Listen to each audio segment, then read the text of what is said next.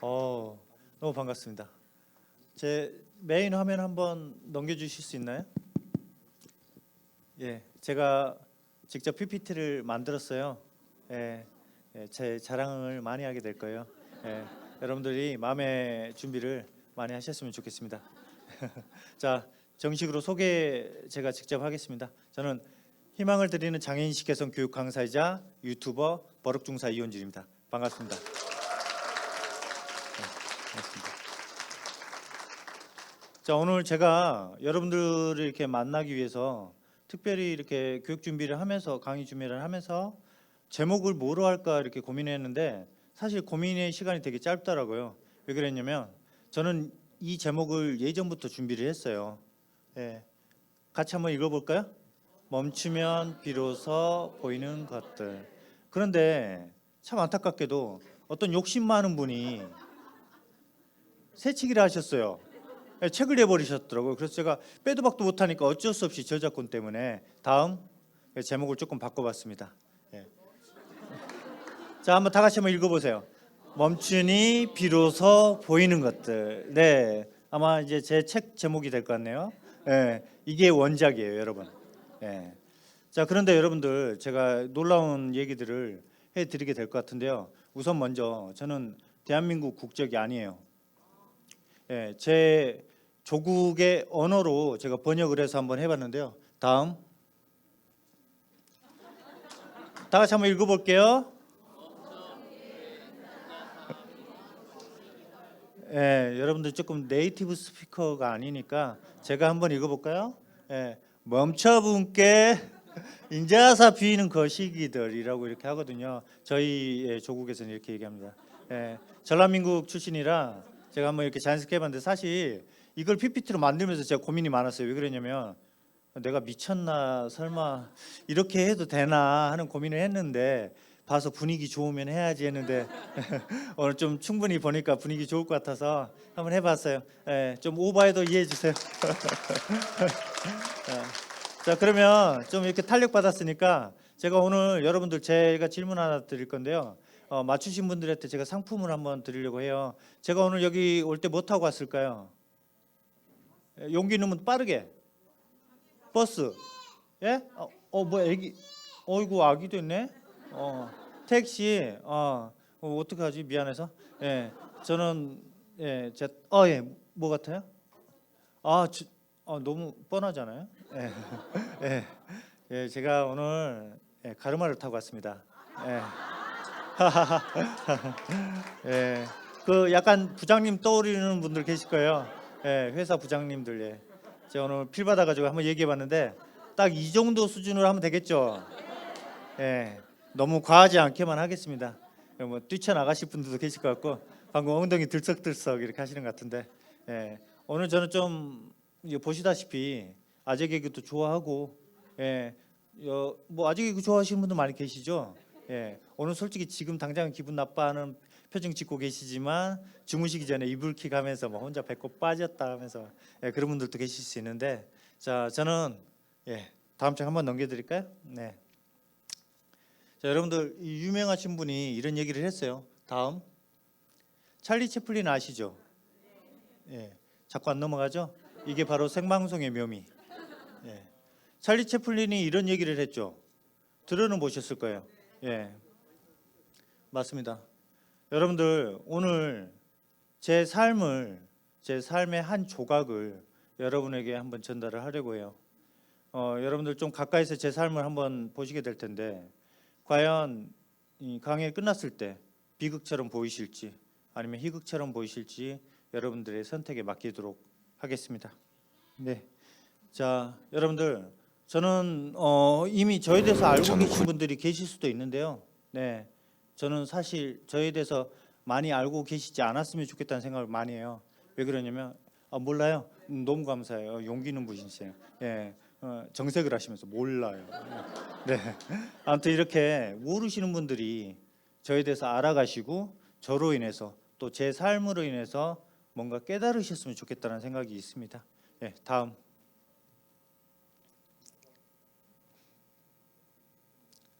저는 직업 군인이었습니다. 저는 군인입니다. 누군가는 반드시 해야 하는 일이고. 그대를 바라볼 때면 모든 게 멈추죠. 언제부턴지 나도 모르게였죠. 어느 날 꿈처럼 그대 다가와 내 맘을 흔들죠. 운명이란 걸 나는 느꼈죠. I love you. 정말 숨기고 싶었어요. 떨리는 제 마음을.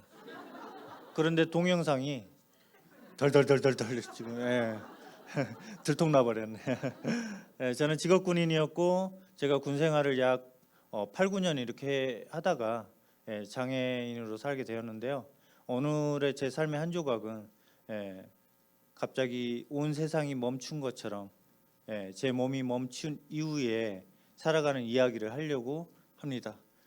태양의 후예 많이 보셨죠? 유시진 그 양반하고 약간 비슷하죠. 웃긴 하지만 대답 안 하시는 분들 제가 잘 기억하고 있습니다. 자, 제가 직업군인이었고 누구보다 직업군인이라는 이 사명감이 높았습니다. 얼룩무늬 전투복을 입고서 정말 사명감이 남들보다 높았어요. 저기 영상 안에 사진들이 보시면 알겠지만 제가 특수 장비, 전투 장비 자체가 전차라는 민간인들 전차라 하면은 뭐 전철 생각하는 분들 계셔가지고 탱크라고 어쩔 수 없이 얘기하네요. 탱크를 탔던 직업군인이었습니다. 흙먼지 날리면서 지축을 울리면서 전차를 타던 군인이었죠. 자, 저는 18살 나이에 아버지를 일찍 잃었어요. 아버지가 이제 간암으로 제 눈앞에서 제가 홀로 있던 저 혼자 홀로 눈 떠 있던 새벽 2, 3시쯤에 아버지가 돌아가셨어요. 저한테는 너무나도 큰 충격이었고요. 아버지가 말씀을 하실 수 있으실 때 저한테 이런 얘기를 하셨죠. 너는 커서 술 담배 하지 말아라. 그런 얘기를 하셨어요. 저는 그게 흘려 듣고 싶지가 않더라고요. 끝까지 지키고 싶어서 지금까지 담배를 안 피웠던 게 저한테 가장 잘했던 거. 정말 건강한 모습으로 내가 나중에 커서 아빠가 되면 아이들한테 너무 일찍 떠나는 모습 보여주고 싶지 않다. 내 아이들이 결혼을 하고 손주들까지 내가 보는 모습으로 뭐 이렇게 세상을 떠나면 너무 좋지 않을까? 이런 생각을 했던 거예요. 그래서 남들보다 건강에 더 신경을 썼겠죠. 제가 여기서 지금 담배를 안 폈다고 하지만 술은 마셨으니까 얘기를 안 하겠죠? 아버지 죄송합니다. 그렇지만 또 당당히 얘기 드릴게요. 1년에 소주 기준으로 한 병을 못 마셔요. 뭐 2, 3잔? 그렇게 어느 정도 지키고 있는 거겠죠? 저는 그만큼 건강한 삶을 살고 싶었어요. 건강한 모습으로 아이들의 아빠가 되고 싶었어요. 그래서 직업군인을 살면서 한 가정의 가장이었고 남편이었고 아들이었고 세 아이의 아빠였어요. 정말 건강하고 싶었어요. 그래서 시간을 내서 운동을 하기보다는 시간을 내지 않고, 왜냐면 육아를 뒷전을 해서는 안 되잖아요, 남편들도. 그래서 출퇴근 시간에 운동을 하자 했던 게 자전거를 선택을 했던 거고요. 누구나 타는 자전거 열심히 탔습니다. 근데 좀 거리가 멀었어요. 일반 생활 자전거로 부대까지 거리가 30km였어요. 그죠? 그럼 자연스럽게 하고 나서 미쳤다라고 이렇게 제 군에서는 고참들이 미쳤다라고 했죠. 그렇지만 저는 미친 게 아니었기 때문에 제 몸에는 저기 아까 나오진 않았지만 꿀복지가 장착이 돼 있었거든요. 그래서 저는 가능했었죠. 그 꿀복지로 30km, 하루 왕복 60km를 출퇴근을 할 수가 있었던 거예요. 물론 여기서 끝내면은 날마다 출근했구나 이렇게 오해할 수 있지만 기분 좋은 뭐 일주일에 한 3번 정도 그렇게 출퇴근을 했었죠. 그렇게 건강에 자부했던 어느 날 지역 축제에 참가를 하게 돼요. 편백나무 아시죠? 피톤치드 가득한. 얼마나 좋겠어요. 사진을 봤어요. 그 전해 했던 행사의 사진을 봤는데 와, 너무 유유히 자전거 타는 그 피톤치드 가득한 편백나무 숲에서 그 모습이 사진이 너무 멋있어 보여. 나도 참가를 해야 되겠다. 대회가 아니었거든요. 이게 사실 오해가 있어요. 저는 자꾸 얘기하는데 제가 매체에 많이 노출된 적이 있어가지고 자꾸 제가 자전거 대회에 출전했대요. 아닌데 저 출전 안 했거든요. 예. 저는 안전하게 건강하게 살고 싶었던 사람이에요. 그래서 산악 자전거도 아니었고요, 대회도 아니었어요. 예, 그냥 참가를 한 거예요. 그런데 행사 당일 되니까 당일 전날부터 비가 어마어마하게 쏟아졌었죠. 근데 그 아까 말한 대로 편백나무 숲이 가득했던 산이었어요. 비가 소강 상태로 접어드니까 그냥 강행이 되더라고요. 그리고 시작과 동시에 제가 예상했던 코스가 아닌 산속으로 올라가는 막 언덕으로 이렇게. 근데 막 거기서 넘어지고 자빠지고 하는데 저는 어때요? 자존심 강하니까 저는 또 꿀복지가 있잖아요. 하필 저는 안 넘어져요. 저는 끝까지 페달을 꾸역꾸역 밟고 올라가는 거죠. 그러면서 저도 모르게 대회도 아닌데 선두 그룹에 위치하게 됐어요. 그리고 나서 산은 올라가니까 내려와야 되잖아요. 내려오게 되죠. 자, 제동을 저는 자전거를 좀 오래 탔기 때문에 알아요. 앞뒤 브레이크의 제동을 잘 잡으면 안전해요. 그래서 저도 안전하게 제동을 하면서 내려왔는데 비가 많이 쏟아진 뒤에 빗물길이 생긴 그 시멘트 포장 도로를 내려가다 보니까 제동이 전혀 안 되는 거예요.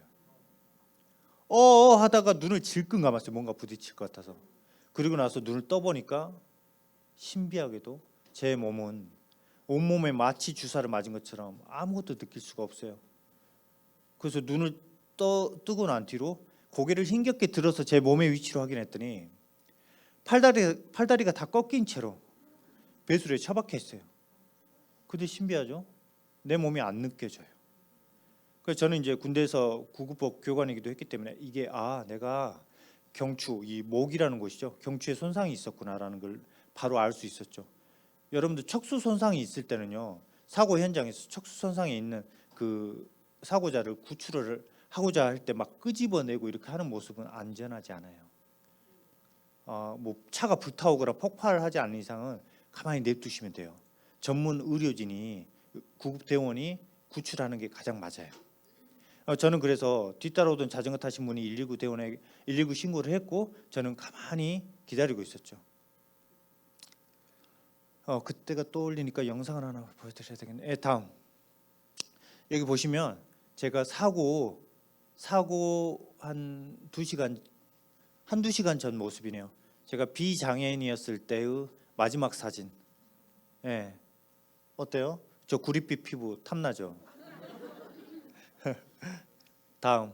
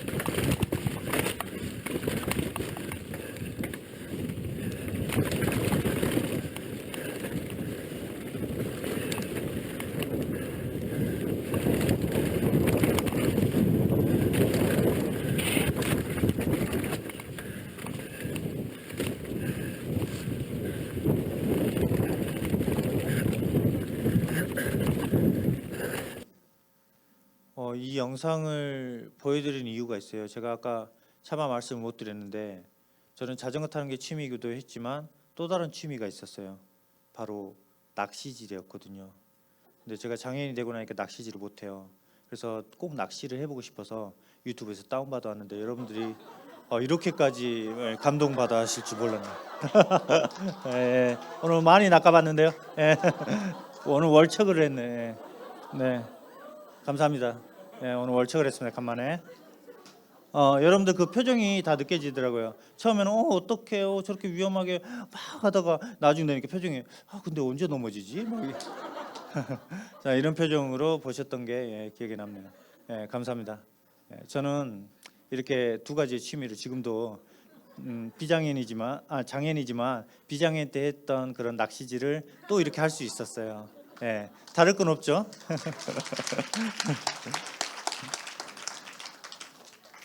자, 그러면 다음. 자, 저희가 갈 길이 멀죠. 근데 제가 긴장돼가지고 사실은 제가 몇 분에 시작을 했는지 몰라요. 몇 분에 시작했어요? 저 50분 계획돼 있는데 1시간 반, 2시간 해도 되나요? 선뜻 대답했던 분은 한 분이신데. 네, 아무튼 제가 가야 될 길이 많아서 나름 준비한 거를 빨리빨리 알려드리겠습니다.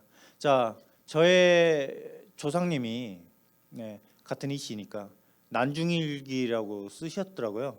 그래서 저는 난민일기를 한번 써봤어요. 이게 무슨 소리냐면 난민 아시죠? 난민. 자, 이제 중도에 제가 큰 사고로 인해서 병원 생활을 하게 된 시절인데요. 보시다시피 봄을 2번 보내고요. 여름, 가을, 겨울을 3번이나 보냈어요. 2년하고도 4개월. 자, 이게 엄청 긴 것 같죠? 제 주변의 지인은 10년 동안 병원 생활을 하기도 해요. 왜 그런지 아세요, 여러분? 미리 스포하자면 병원 밖으로 나가서 살 수 없는 환경들 때문에 그래요. 병원 밖을 나가서 살 자신이 없어요. 병원에 있으면 정말 편해요. 왜 그런지 아세요? 다들 아프니까. 다들 힘들거든요. 다들 휠체어를 타요 막. 제 모습이 낯선 모습이 아니에요. 제 모습이 특별하지도 않아요. 제가 그곳에서 온전히 사지마비 장애인인 제 모습을 받아들이기까지 오랜 시간이 걸리지 않았어요. 저는. 어떤 분들은 정말 긴 시간을 정말 자기 스스로 몸을 망가뜨려가면서 뭐 술과 담배 찌들어가면서 간신히 장애 수행을 하는 경우가 있는데 저는 그렇진 않았어요. 여기 지금 그저 해맑게 웃고 있잖아요.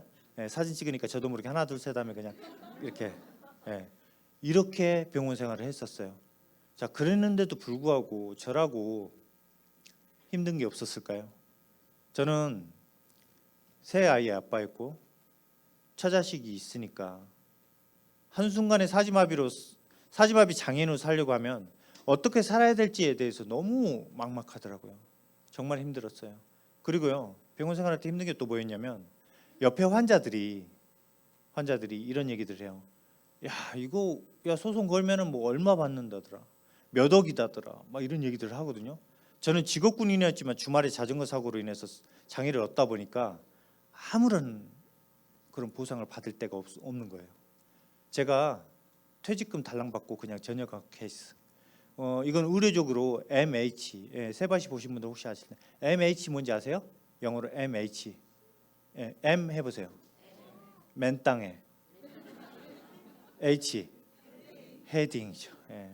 저처럼 맨 땅에 헤딩한 케이스의 환자분들이 덜어 있었어요. 이런 분들은요 정말 소외감 느끼고요, 정말 힘들어요. 표현은 못 하는데 얼마나 부럽겠어요. 옆에서 억억 소리를 내고 있는데 나는 당장 이 사지마비 상태로 처자식 먹이 살릴 걱정을 하다 보니까 답이 안 나와요. 정말 힘들었어요. 어떻게 살아야 될지. 그러면서 병원이 잠잠해지는 시간이 언제인지 아세요? 잠드는 시간, 병원 치료 시간이 끝났을 때부터 점점 조용해지거든요. 그때부터 무슨 소리가 들리는지 아세요, 여러분? 누군가의 울음소리, 환자 보호자의 울음소리, 또는 환자 보호자의 사자우 소리가 들려요. 자꾸 싸워요. 현실이 부딪히다 보니까 생각지도 못했던 현실 안에 싸울 수밖에 없어요. 그게 남의 일이 아니더라고요. 저도 그랬어요. 저도 나름 애들 셋이나 낳을 정도로 이렇게 좀 인꼬 부부처럼 이렇게 잘 단란하게 살았지만 싸우게 되더라고요. 근데 남들 앞에서 싸우는 게 쉽나요? 어려워요. 그래서 어떻게 싸우냐면 한 번은 애들 엄마가 쟤를 휠체어를 끌고 병원에 1층으로 데리고 구석으로 가요. 그리고 본격적으로 싸웠죠. 그래서 저는 머리는 멀쩡하잖아요. 그래서 제 별명이 뭐였죠? 버럭중사. 이름값 해야죠. 저도 막 버럭버럭 하는 거예요. 싸움이 커져요. 감정의 골이 깊어져요. 점점 시간이 흐를수록. 긴 병에 장사 없다죠. 애들 엄마가 광분을 해요. 그리고 나서 저를 내버려 두고 병원 앞에 큰 대로변 사거리에서 차들이 쌩쌩 다니는데 거기로 달려가요. 그 달려가는 뒷모습을 손을 뻗어서 잡을 수가 없어요. 너무 놀라서 소리조차 지를 수가 없더라고요. 분명히 그 순간 애들 엄마는 죽었어요. 아니요, 실제 죽은 건 아니고요. 이미 제 마음속에서 죽어버렸어요. 죽으러 갔으니까. 저한테 너무 충격이었어요. 가다가 멈췄죠, 멈추긴. 근데 죽으러 가는 그 뒷모습을 보니까 제가 죽어야 되겠다는 다짐이 생기더라고요. 나는 이제 한 여자의 남편도 아니고 어떤 아이들의 아빠도 아닌 모습이구나. 나는 이제 정말 쓰잘데기 없는 모습이구나 하는 생각밖에 안 들었어요. 그래서 정말 죽으려고 용을 썼어요. 그 힘들다는 혀를 깨물고 죽는다는 그런 거 있잖아요. 사극에서 본 거. 정말 밤에 진짜 힘껏 깨물었어요. 피맛이 느껴져요. 점점 깨물수록. 그러면서 어떻게 된지 아세요, 여러분? 너무 아파서 포기해요. 너무 아파. 그렇게 죽을 수가 없어요. 사극 보면 어떻게 그렇게 잘 죽어요? 엊그저께 슈룹을 보는데 그 김혜수가 막 뭐라고 하니까는 갑자기 혀 깨물고 액 이렇게 죽더라고요. 근데 여러분 그렇게 못 죽습니다. 그래가지고 저는 그래서 다른 방법을 선택했죠. 나는 어차피 누군가 도움 없이는 죽을 수 없다. 그래서 제가 지금 아이들이 있기 때문에 구체적으로 얘기는 안 할게요. 그래서 누군가의 도움을 받고자 도움 요청을 했고, 그리고 그 메일에 답변을 하면 죽을 수가 있었어요. 정말 기다렸거든요. 나는 가족들 짐이 되고 싶은 생각이 없었으니까요. 그래서 그 기다렸던 메일에 클릭 하나만 하면 되는데 너무 억울해요. 내 인생이, 내 삶이, 내가 누군가한테 큰 죄를 지어본 적도 없는 것 같고요. 나름 착하게 바르게 성실하게 살았던 것 같은데 내가 왜? 너무 억울하더라고요. 그때부터 무섭고 두려워서 이 용기로 살아봐야 되겠다 생각이 드니까 내가 최근에 터치펜을 입에 물고 장성에 있는 아이들한테 전화를 했던 때가 생각이 나는 거예요. 다치고 나서 2달 만에 처음 전화를 했거든요, 아이들한테. 우리 아들이 전화를 받는데 제가 너무 신나고 너무 감격스러워가지고 아빠야, 아빠가 전화 걸었어 했죠. 우리 아들은 그게 뭐 어떠서라는 반응을 보일 수밖에 없잖아요. 그게 뭐 어떨까요? 근데 저한테는 엄청난 사건이었다는 걸 까먹고 있었어요. 내가 스스로 할 수 있었던 게 딱 그거였었거든요. 처음에 나도 할 수 있는 게 있었구나. 그래서 그때부터 좀 인생을 다르게 보기 시작했어요. 삶을. 내가 할 수 없는 일에 굳이 꾸역꾸역 매달리지 말자. 내가 할 수 있는 일에, 이왕이면 당장 할 수 있는 일부터 직접 실천해보자라는 생각이 드는 거예요.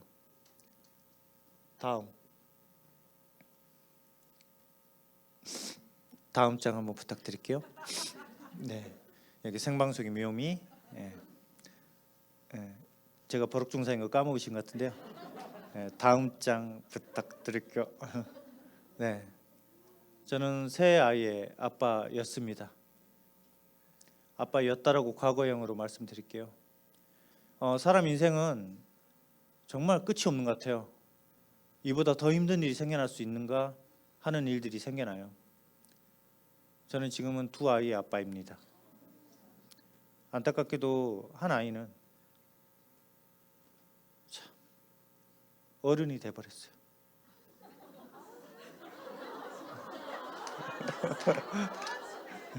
뭘 기대하셨어요? 저희 큰아들은 지금 군대 전역하고 직장 생활하고 있습니다. 뭐 나와도 눈물이 쏙 들어가요? 저는 2 아이의 아빠고요. 너무 재밌네요. 그래서 제가 이 PPT를 만들면서 혼자 밤에 너무 재밌겠다 이러면서 그러면서 PPT를 만들었죠. 저는 새 아이의 아빠였다는 것을 아빠의 자리를 절대 놓지 않고 싶어서라도 정말 잘 살아봐야 되겠다. 내가 할 수 있는 일을 끝까지 부여잡아야 되겠다고 생각을 해서 2년 4개월의 병원 생활이 끝나기 이전에 한 달을 앞두고 제 욕심, 이기심으로 꾹꾹 뚫tul 뭉쳐가지고 제가 전동 휠체어를 사게 돼요.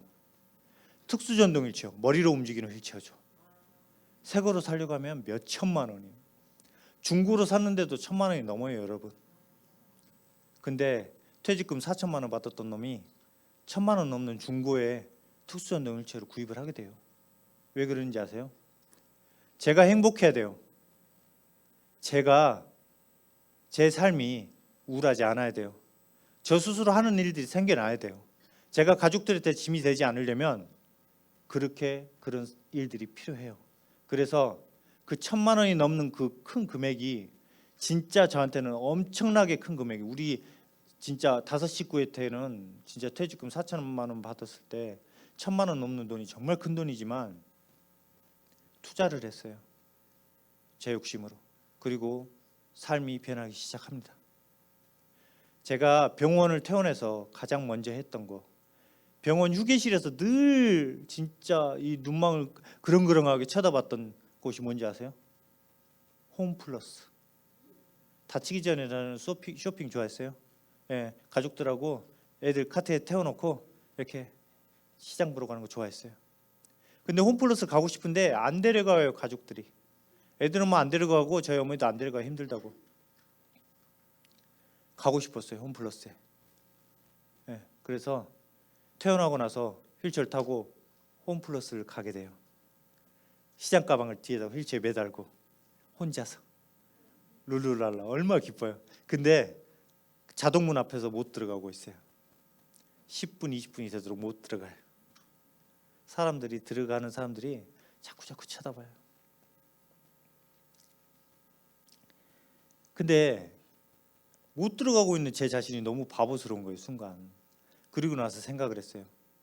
아, 그래, 저 사람들은 나한테 관심이 없다. 그냥 힐끗 보고 마는 것뿐이다. 이렇게 생각을 하니까 간단하더라고요.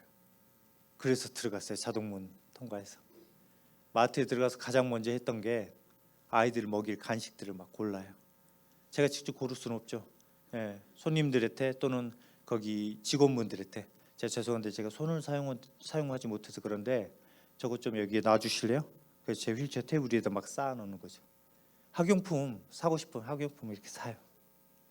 그리고 집에 이제 계산을 하고 집에 가는데 너무 기쁜 거예요. 내가 다치고 한 2년이 훌쩍 넘어서 드디어 뭔가 아빠로서 역할을 하는구나. 내가 아이들을 먹일 음식을 사가는구나. 정말 감격스럽더라고요. 아빠 자리를 다시 찾은 것 같았어요. 예, 너무 기뻤어요. 그리고 또 자신감이 점점 생기다 보니까 휠체어 속도도 높아지고 점점 쌩쌩 이렇게 다닐 수 있게 됐어요. 도심 속을 막 쌩쌩 다니는 거죠. 그때 어떤 빌딩에서 발자국 소리가 막 나더니 어린 아이들이 막 뛰어오는 거예요. 저쪽으로. 저는 막 이렇게 앞으로 가는데, 근데 뛰어오는데 저 힐끗 보니까 이 아이들이 한 7살 정도 돼 보이는, 이제 아직 초등학생도 아닌 아이들이에요. 근데 저는 어른이잖아요. 그것도 새 아이 아빠이기 때문에 어때요? 어른으로서 이 아이들을 좀 바른 길로 인도를 해야 되겠다 이런 생각이 들잖아요. 그래서 저는 이제 여기 참고로 저는 다친 부위가 경추 3번 4번이라 호흡기 쪽에도 영향이 있어서 저는 폐활량이 비장애인의 40%도 안 돼요. 티는 잘 안 나죠. 제가 숱하게 연습을 해서 호흡을 잘게 짜게서 이렇게 지금 얘기를 하게 될 수 있었어요. 근데 제가 이제 호흡을 최대한 이렇게 지금 끌어 모아가지고 그 달려오는 아이들한테 바른 길로 인도하려고 끌어 모아서 저리 가 이 새끼야 이렇게. 네, 제가 그때는 장애 수용이 좀 덜 됐어요. 아이들이 쫓아오니까 너무 짜증 나는 거예요. 그래가지고 제가 그때 태어나고 기분 좋게 달려가는데 애들이 뭐 무슨 소독차 따라가듯이 막 그렇게 하니까 기분이 나쁠 수밖에 없잖아요. 그래서 제가 바른 길에 저기로 가, 애기들이니까 베이비야 이렇게 하니까 애들이 깜짝 놀래가지고 그래서 가더라고요. 예. 그래서 제가 어른스럽게 한번 일을 했다 하는 느낌이 들면서 잘했다 이런 생각이 들더라고요. 다음,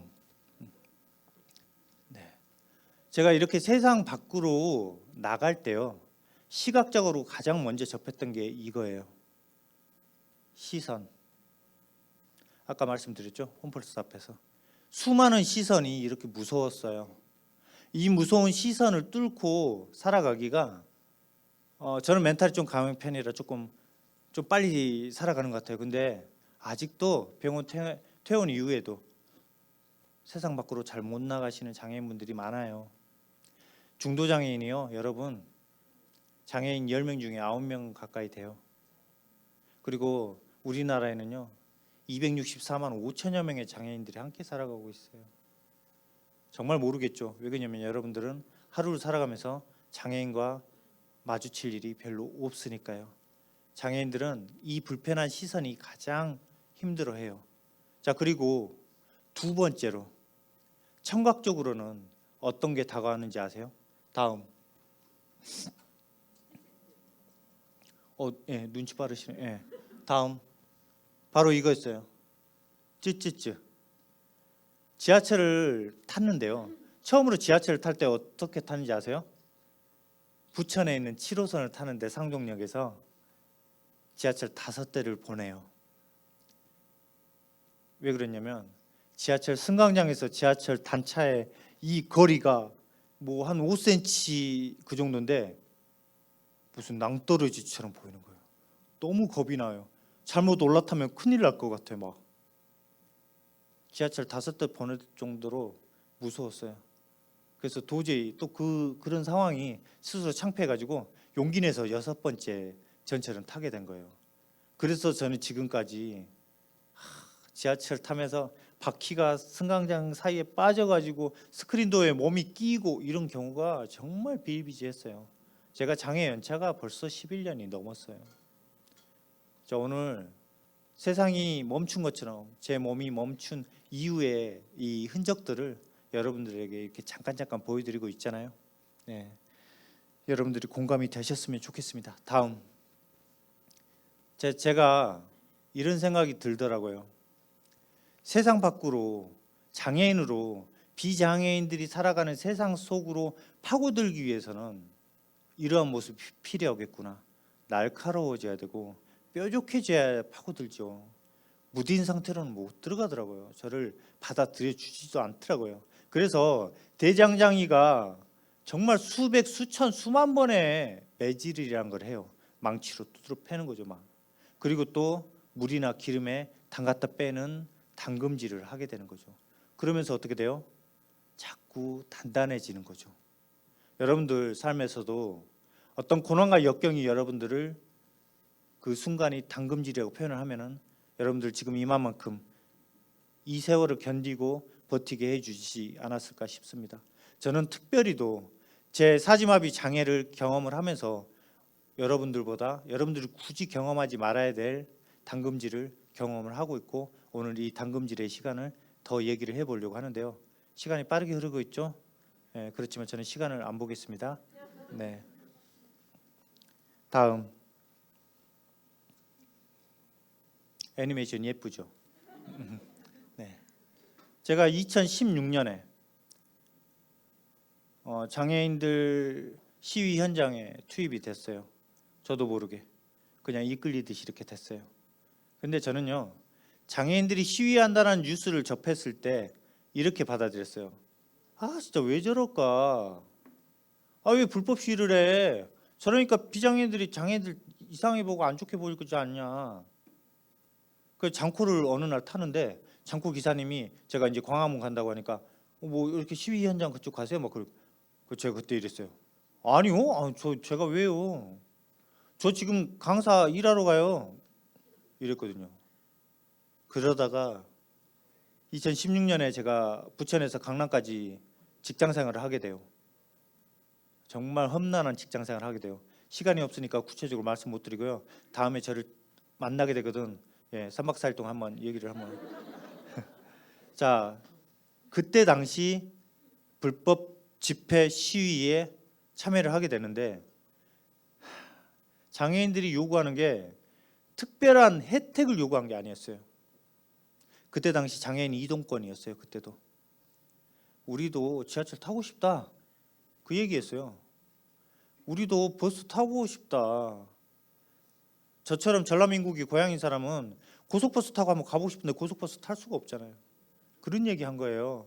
안 들어주니까. 저는 그때 불법 집회에 이렇게 참석을 해서 저렇게 도로를 국회의사당 앞에서 이렇게 딱 이렇게 딱 가로막았을 때 진짜 수많은 시민들이 저한테 욕을 진짜 육두문자 장난 아니더라고요. 그 욕을 먹어가는데 눈물이 왈칵 쏟아져요. 장애인들도 똑같이 살고 싶습니다. 우리도 이러고 싶어서 이러는 게 아니에요. 하소연을 해요. 근데 지금 장차연에서 지하철 시위를 하고 있죠. 욕이란 욕은 다 먹고 있어요. 그 시위가 저는 이해가 돼요. 그렇지만 시간이 흐르면서 그 시위의 방법이 또 다른 방법은 없을까 하는 그런 안타까움이 많아요. 장애인 당사자로서. 지금 이동권 시위는 아니지만 장애인들이 지금 살아가는 이 대한민국이 불편함이 제가 지금 11년 살아보니까요. 피부에 와닿을 만큼 너무 불편한 게 많아요. 이걸 공감 못 하시는 분들 분명히 계실 수 있어요.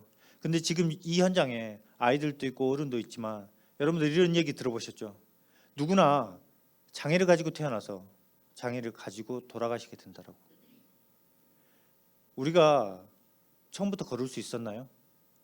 최소 3만 번 이상 넘어져야 된다고 해요.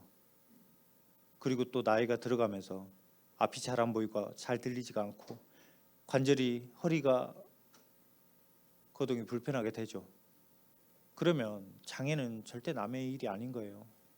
저라고 한순간 33살 나이에 장애인으로 살 수 있을 거라고 생각을 했을까요? 장담하지 마세요, 여러분. 휠체어 타고 다니는 장애인들의 모습, 뭐 흰지팡이를 짚고 다니는 시각장애인의 모습들, 그 사람들이요 집 밖으로 나올 때 얼마만큼 용기를 내는지 아세요? 제가 대변하고 싶네요. 정말 큰 용기를 냅니다. 그런 분들에게 차가운 시선을 보일 필요는 없잖아요. 이런 얘기를 해드리고 싶어요. 다음 300원이죠. 300원. 누군가 여러분 300원 있으시나요? 예. 그럼 이런 얘기 드려볼까요? 아까 아이도 있었는데요. 아이한테 300원이 클까요, 작을까요? 예, 크죠. 아이한테는. 제가 내 삶이 끝났다고 생각을 한 적이 있어요. 장애인이 되고 나서 제가 정말 큰 돈 들여서 샀던 제 휠체어가 망가졌어요. 저는 돈이 없어요. 가난해요. 안타깝게도 저 억울하게도 제가 너무 귀티나게 생겼잖아요. 돈 많게 생겼잖아요. 너무 억울해 죽겠어 그냥. 난 돈 없는데. 그죠? 아무튼 그래서 포기했어요. 이제 난 누워서 살아야 되는구나. 근데 이 상황을 알고 제가 그때 이제 제 상황을 알렸어요. 내가 휠체어 고장 나는데 고칠 돈이 없다. 혹시 이런 휠체어 수리 비용 지원해 주는 데가 없느냐? 이렇게 했을 때 여기저기 도움의 손길이 다 닿아서 네이버 해피빈을 통해서 그 기부하는 곳 아시죠? 네, 거기에서 휠체어 구입 비용을 지원을 받게 돼요. 근데 어떤 친구가 그 댓글을 읽으니까 그 연령을 알겠더라고요. 어떤 어린 친구가 300원을 줬어요. 그리고 그 300원을 준 친구가 저를 위로해요. 저를 응원해 주더라고요. 그 친구한테 그 친구가 그러더라고요. 300원밖에 못 줘서 미안하다고. 근데 그 친구가 300원을 준 친구가 저를 위로하는데 그 댓글을 휠체어 타고 가다가 밖에서 읽다가 눈물이 왈칵 쏟아져요. 그 전심으로 다 느껴지더라고요. 저를 다시 한번 세상 속으로 다시 뛰어들게끔 만들어주더라고요. 제가 다치고 나서 종교가 생겼는데요. 뭐 신앙적인 얘기를 깊이 하고 싶지는 않지만 그걸 이런 얘기를 하고 싶어요. 저를 누군가의 도구로 쓰게 해주는구나. 저를 가만 내버려 두지는 않는구나. 너무 기뻤어요. 그 300원의 의미가 정말 너무나도 크더라고요. 다음.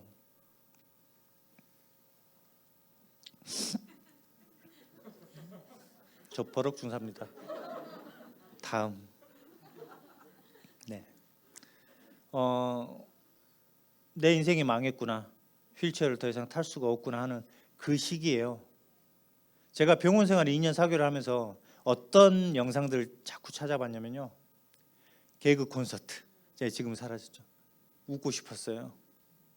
즐겁고 싶었어요. 우울하기 싫었어요. 그리고 세밭이라는 것을 그 프로그램을 봤었어요. 예. 아 그래 저런 용기, 저 삶에 대한 의지 본받고 싶다. 세밭이를 그때 좀 즐겨 봤었어요. 근데 여러분들 앞으로는 뭘 봐야 되는지 아시죠? 비지인큐.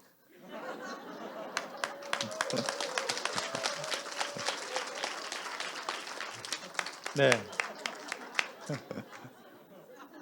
자 그때 병원 생활하면서 세바시를 보면서 이런 생각을 문득 하게 되더라고요. 나도 언젠가 저런 무대에 나가서 내 이야기를 할 수 있으면 좋겠다. 막 막연히 그런 생각했어요. 아무 준비도 없고 자신감도 없는데 그냥 생각해봤어요. 그런데요, 휠체어가 망가지고 해피빈통에서 기부를 받으면서 그 시기에 여기 세바시 후원해주는 회사가 LG U+예요. 근데 LG U+에서 그때 이제 그 척수장애 대상으로 어떤 그 AI 기기를 이렇게 지원해주는 사업이 있어서 저도 이제 그 대상이 돼서 LG U+ 한번 방문한 적이 있어요. 그런데 거기 그 담당자분이 세바시 또 담당자 분이셨나 봐요. 저를 소개를 또 작가님한테 해주고 하면서 말도 안 되게 갑자기 LG U+ 광고를 찍고 이틀 동안 그것도 우리 아이들과 함께 새 아이들과 LG U+ 광고를 찍었어요. 감사합니다. 네. 광고료 얼마였냐 물어보지 마세요. 네. 완전 시크릿이야. 그리고 나서 이틀 광고 찍고 3일째 되던 날 세바시 촬영을 했어요. 참 사람 일은 알 수 없어요. 제가 나름 꿈에 그리던 무대였는데 뭐 1+1+1도 아니고 갑자기 LG U+ 광고까지. 자 그래서 아버지가 일찍 돌아가셨을 때 저는 알았죠. 사람은 운명이라는 게 존재하는구나. 여러분들하고 저하고 지금 만나는 이 시간 역시도 운명이겠죠. 예, 운명이라고 생각합니다. 그래서 받아들이려고 했습니다. 제 운명을. 세바시에서 열심히 떠들었어요. 예, 원래 세상을 바꾸는 시간 15분이죠. 근데 여러분 말이 돼요? 세상을 어떻게 15분 만에 바꿔요? 말도 안 되죠. 그래서 저는 작가님이 빨리 하라고 손을 막 팔이 뜯어지도록 흔드는데 작가님이 저기서 흔드셨거든요. 근데 저는 고개를 이렇게 돌려서 30분 넘게 열심히 떠들었죠. 그런데 이제 거기서 편집을 너무 잘해 주시더라고요. 그래서 편집하고 해고 19분 동안 이렇게 했는데 그걸로 인한 오해가 있어서 지금 여기 대표님이 그 오해의 천사의 편집 때문에 저를 여기에 부르게 됐어요.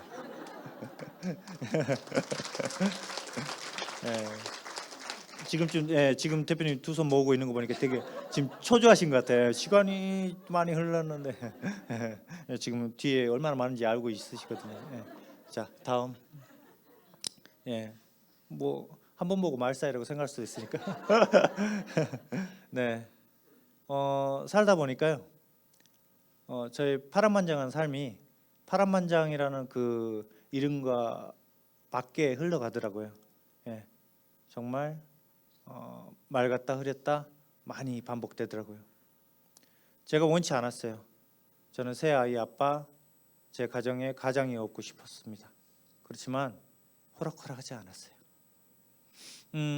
어느 날 제가 이제 뭐 여기저기 노출이 되다 보니까 막 제 유튜브 채널에 막 댓글이 막 달리면서 막 어떤 영상에 막 댓글이 달리면서 막 애새끼들 버리고 저렇게 도망간 나쁜 년 막 이렇게 옛날에 막 그 어떤 드라마에서처럼 막 이렇게 욕을 하고 악플을 쓰시는 분들이 계시더라고요. 그래서 제가 잘 됐다. 전 유튜버니까 이걸 컨텐츠로 영상을 만들어야지. 그러면서 제가 유튜브 채널에 이혼이라는 제목으로 유튜브 영상을 만들었어요. 오해가 많죠. 알지도 못하면서 떠드는 분들 얘기들을 듣자 하니까 너무 가관이더라고요. 왜 그랬냐면 저희 아이들이 그 댓글을 보게 될 수 있잖아요. 그렇게 생각 깊고 훌륭하신 분들이 악플을 그렇게 열심히 달아주셨는데 안 되겠다 싶어서 영상을 만들었어요. 정확히는 사기를 당했어요. 애들 엄마가 사기를 맞고 또 2번 정도 막 크게 당해가지고 집이 막 경매로 넘어가게 되고요. 집에 전기세도 못 내고 가스요금 못 내고 막 고지서 막 미남 독촉장 막 날라오고 그런 시기에 뭐라도 했어야 됐어요. 뭐라도. 물론 저도 저랑 한마디 상의 없이 그렇게 사기 당하게 된 상황에서 힘들었어요. 실망도 크고 안 되겠다. 그래서 2 아이를 데리고 제가 다행히 신용이 가능해서 대출을 받아서 부천에서 인천으로 넘어오게 됐죠. 살려고 그랬어요. 살아야 됐으니까. 뭐 빚이 막 산더미처럼 있는데 애들 엄마한테 맡길 수가 없었고요. 저는 또 애들하고 떨어져 있고 싶지도 않았기 때문에 그때 당시 충분히 컸던 큰아들은 엄마 따라가게 했고 2 아이들 데리고 제가 어머니랑 이렇게 살게 됐어요. 가정이 깨지는 거 쉽지 않아요. 원했던 게 전혀 아니거든요. 그런데 대한민국에서는 하루에도 300쌍이 이혼을 하고 있는 게 현실이긴 하죠. 저도 그 안에 포함이 돼서 뭐 유행하듯이 돌싱 포맨의 멤버로 포함될지도 모르겠네요. 나중에는 돌싱 5맨 하든가 뭐 이렇게 아무튼 현재는 이런 모습으로 살아가고 있지만요. 오해는 없으셨으면 좋겠어요. 여러분만은 대신 누가 싸워줬으면 좋겠어. 악플 달면은 알지도 못하면서 뭔 소리 하냐고 이렇게 해줬으면 좋겠어. 제가 유튜브 하는 이유가 좀 그거 같아요. 누가 박수 치다 말죠? 감사합니다. 제가 유튜브 한 이유를 조금 더 덧붙여 보자면 사실은요. 저는 어릴 때부터 제가 집안 장손인데 돌 사진도 없어요. 사진이 없어요. 그래서 저는 사진이나 영상에 좀 많이 집착을 하는 편이에요. 그래서 군대에 있을 때 이미 사진을 충분히 많이 찍고 영상도 만들고 막 그랬어요. 이미 유튜버 막 그런 모습으로. 지금 제가 유튜버로 생활하는 게 사실은 아이들과의 추억을 저장하는 저장소로 좀 해보자 하는 게 첫 번째 이유였고요. 그 이유에는 제가 살아가는 모습이 세상의 장애인들도 더불어 살아가는 세상을 만들기 위한 어떤 인식 개선용으로도 쓸 수 있겠구나. 그리고 또 사실 몰랐는데 여기저기 제가 노출하다 보니까 많은 분들이 정말 진심 어린 댓글을 써주세요. 본인의 지금 삶이 너무 힘든 거예요. 정말 죽고 싶을 만큼 힘든 거예요. 근데 저로 인해서 다시 희망을 얻었다라고 해서 너무 감사한 거예요. 그래서 내 모습이 누군가에게 희망이 될 수 있겠구나. 전 그래서 이렇게 얘기해요. 저 역시도요. 저보다 더 최중증 장애인 분들이 계세요. 호흡조차도 스스로 자발호흡도 못 하시는 분들이 계세요. 눈동자 하나만 움직이시는 분들이 계세요. 그런 분들에 비하면 저는 아무것도 아니에요. 저는 특수연동 휠체어 타고 혼자 돌아다니잖아요. 말은 할 수 있잖아요. 비록 어깨끝 밑으로는 움직일 수도 없고 감각조차 없어서 지금 현재 여기서 신변 처리도 못하니까 소변이 나오는지 대변이 나오는지도 모르는 사람이지만 그래도 나 정도면 살아갈 만해요. 제 모습이 누군가한테 지금 오늘 이 이야기를 듣고 있는 여러분들에게 작은 희망이라도 되었으면 좋겠다는 간절한 마음도 있습니다. 되었으면 좋겠습니다. 다음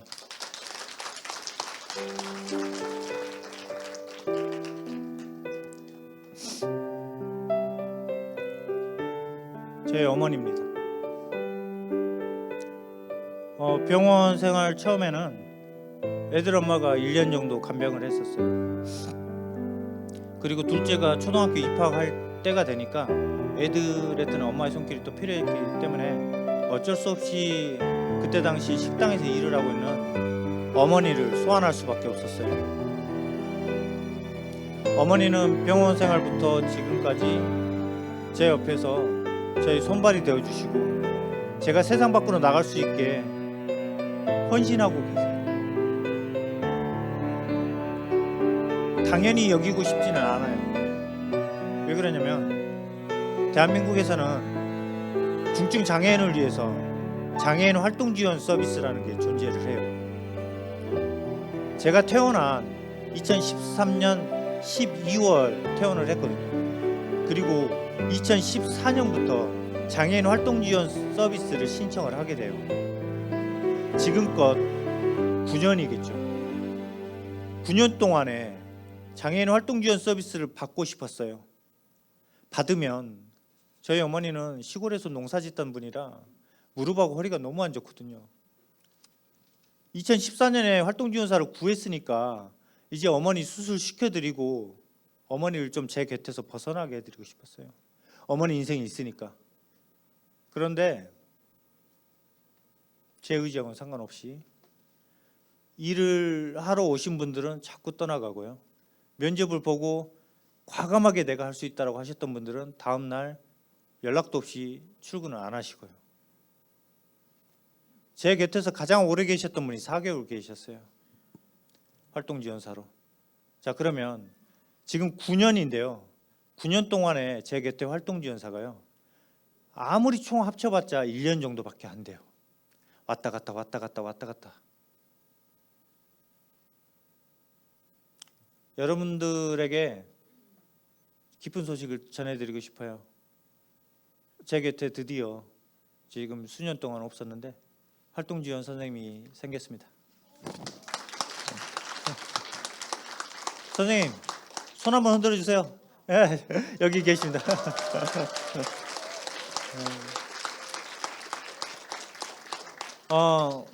저는 그런 얘기를 드리고 싶어요. 장애인 활동지원 서비스, 장애인 활동지원사라는 직업은요, 진짜 아무나 섣불리 덤벼들지 말았으면 좋겠어요. 한 사람의 인생을, 특히 장애인의 인생을 바꿀 수 있는 직업이거든요. 저희 어머니가 국가에서 나 몰라라 하는 동안에 저희 어머니가 무릎이 허리가 다 끊어지도록 일을 하고 계셨어요. 지금 어머니는 허리를 펴고 걷지를 못하세요. 작년이었나? 올해 초였나? 어머니가 저한테 이런 얘기를 하시더라고요. 원준아, 엄마 지팡이 하나 사주라.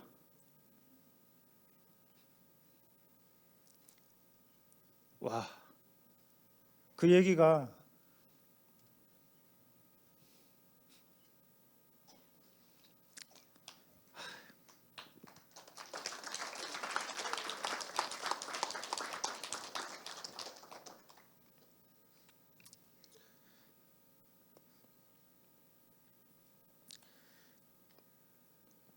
그런 얘기를 들어본 적이 없어요. 그래서 제가요, 어머니 지팡이를 정말 비싼 거 사드렸어요. 꽃무늬 화려한 걸 사주셨어요. 싼 거 2만 원, 3만 원짜리 아니고요. 저희 어머니 지팡이 10만 원짜리 사드렸어요. 예쁜 거 화려한 거 좋아하시니까 비싼 지팡이 사드렸어요. 어느 날 진짜 생각지도 못한 질문을 받게 돼요. 유튜브 채널 아시안부스라는 채널에서 그분이 나중에 어머니가 안 계시고 돌아가시면 어떻게 될 것 같냐라는 질문을 주실 때, 와, 진짜 지금껏 수많은 인터뷰도 했고 했지만 그런 질문을 받아본 적이 없었던 것 같아요. 근데 와, 그 질문을 받는데 너무 슬프더라고요. 저도 이제 점점 깊이 생각을 했을 거 아니에요. 늘 생각했어요. 늘 어머니 몸 상태는 점점 안 좋아지고 활동지원사는 안 구해지고요. 그래서 제가 어떤 결론을 내렸냐면, 최근에 장애인 시설 있죠. 그 시설에 입소를 하려고 다 전화도 해보고 알아봤어요. 예. 제가 기초생활수급자니까요. 그 수급비를 주면은 돈은 딱히 드는 게 없더라고요. 시설에 들어가면요, 한 명의 직원이 최소 8명 이상을 돌봐야 돼요.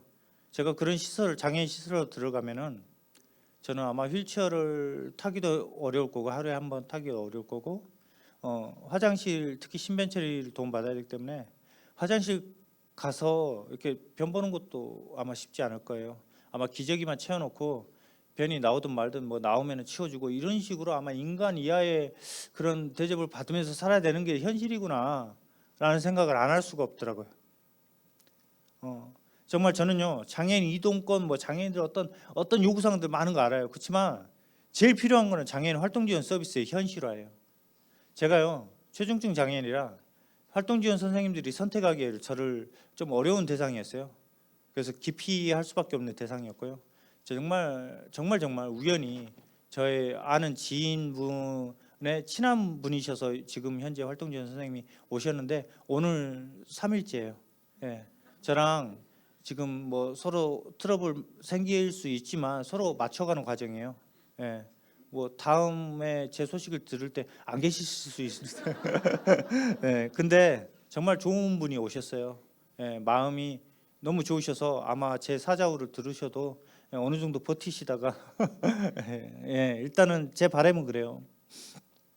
어머니가 이제 이 선생님이 적응하시면 어머니 수술도 시켜드리고 싶고 그런 건데 그게 꼭 되었으면 좋겠고 좀 나름 그동안에 면접 보러 오셨던 활동지원사 선생님보다 조금 더 기대치가 생기는 게 현실 지금 사실이더라고요.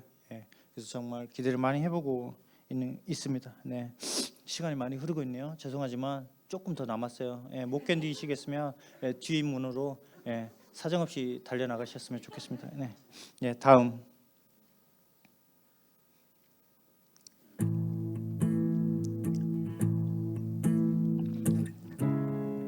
저는 33세 나이에 아기가 되어버렸습니다. 평생 휠체어를 타야 된다고. 그 얘기를 들으니까 아예 터널이 끝이 출구가 막혀버린 것 같았어요. 장애인으로서 새로운 세계에 발을 딱 내딛게 된 거죠. 어느 정도 감싸줄 수 있는 사람들이 생기니까 더 오래 버틸 수 있을 것 같아요. 내 가족이 내 눈앞에 있구나 라는 것만으로도 다 저한테는 많이 위안이 됐던 것 같아요.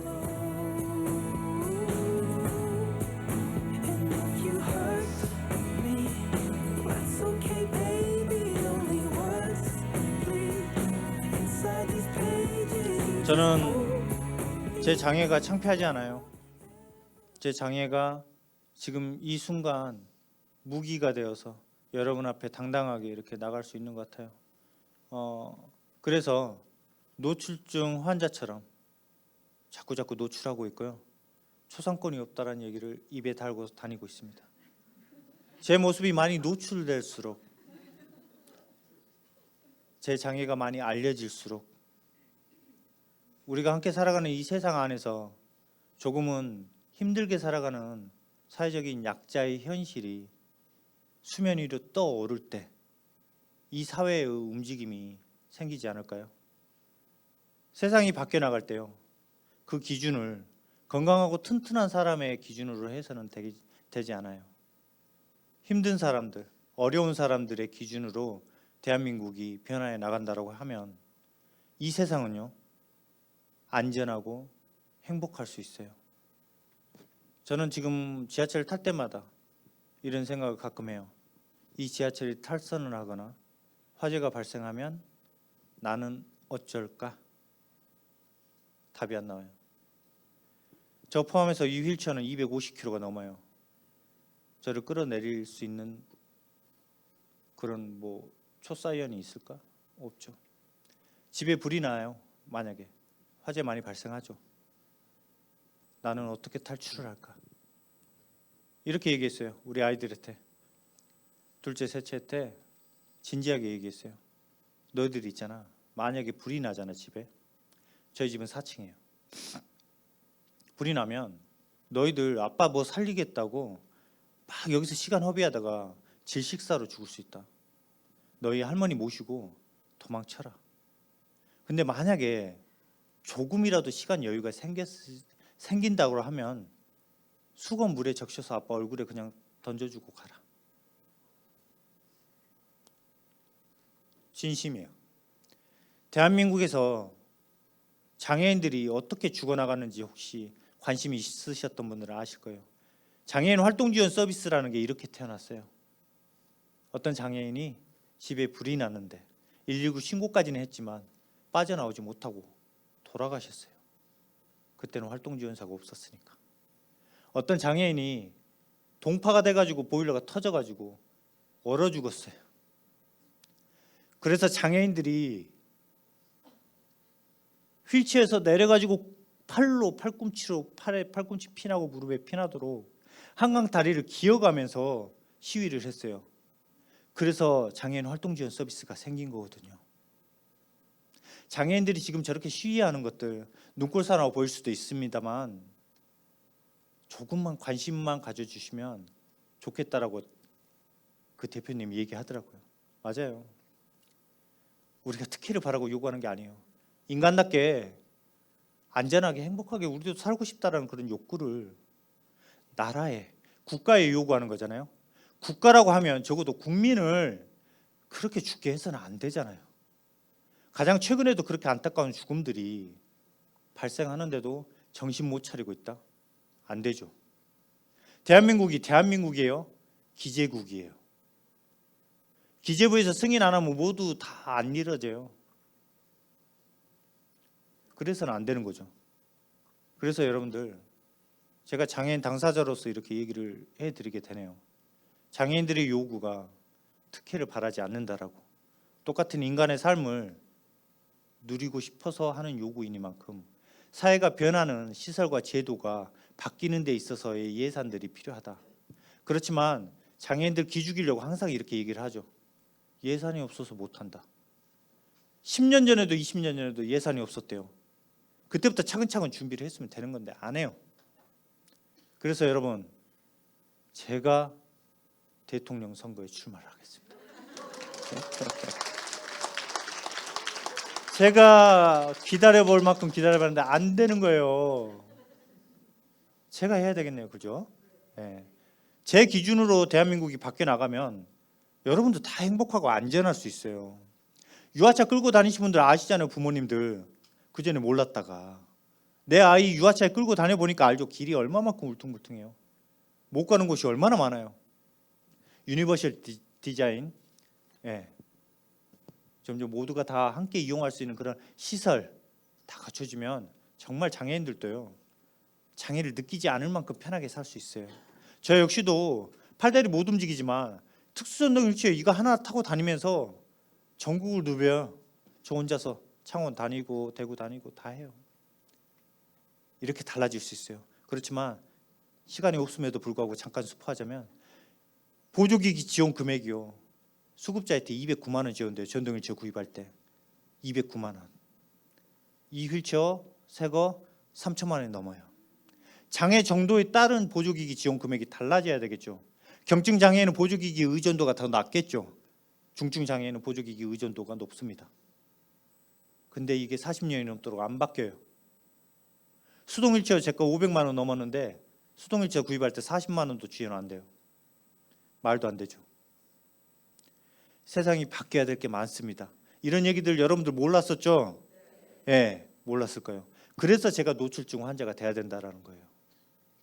더 많이 노출하고, 예, 조명이 비치니까 제가 덜하고 크게 강조를 하니까 침이 두 방울 튀어나가는 게 보이면서 창피하네요.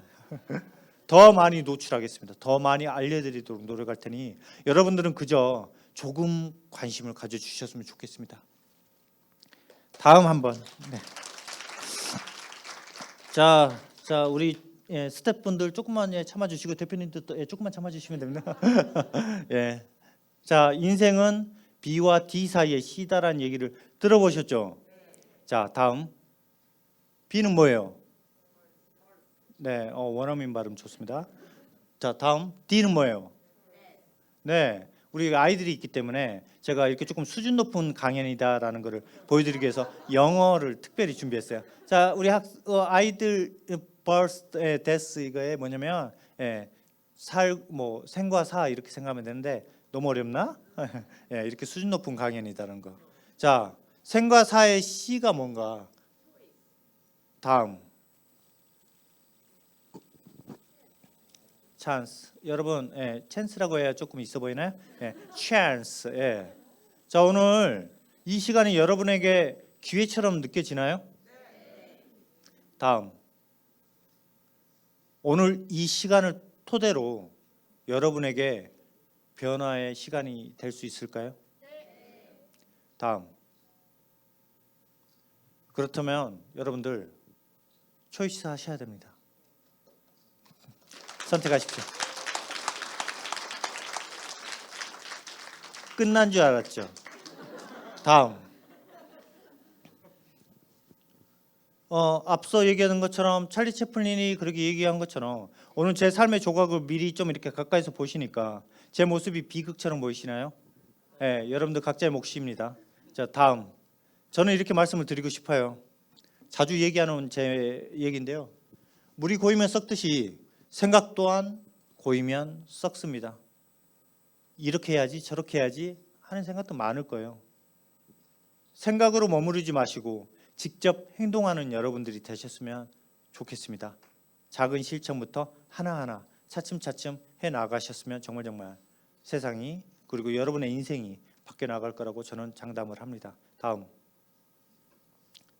처음에 말씀드렸던 쌍지 세게 보이시죠? 자, 지금 필요한 거는 다음.